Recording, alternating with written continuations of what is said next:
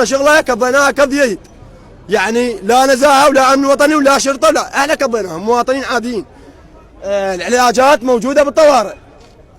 طلعنا هنا وقفنا بالباب نباوع للعالم، يعني يودونا على علاج. اجى ولد كان علاج بيده، قلت له شنو هذا؟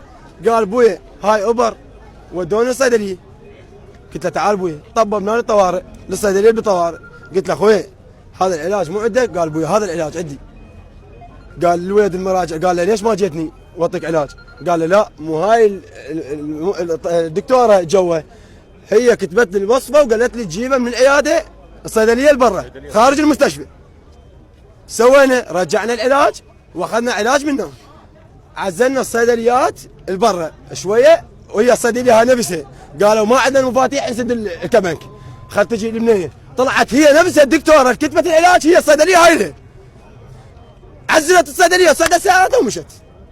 فاحنا طلبنا من المحافظ اتصل بينا وقال هاي الكتاب موجود مال ازاله ذن الصيدليات، لان بالقانون ما يصير صيدليه بباب المستشفى، ما يصير ما دام علاجنا متوفر بالتركي. بعد ماكو ما داعي عزلون، احنا ما نريد عزلون. الصحه هي تتكفل بالعلاج هنا، والعلاج موجود، واكو علاج نقص لازم يجيبونه. وراح نظل اليوم وباكر وعقبه نتواجد هنا.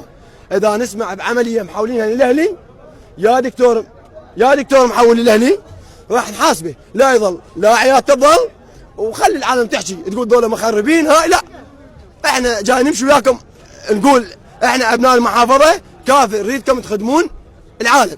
مثل ما نفتح عياده، مثل ما فتح عيادتك وجاي تسترزق عين اهل الناصريه، ناس تعبانه يعني ناس بالضيم. عمليات موجوده ابناء الناصريه، عمليات موجوده بالتركي حاليا.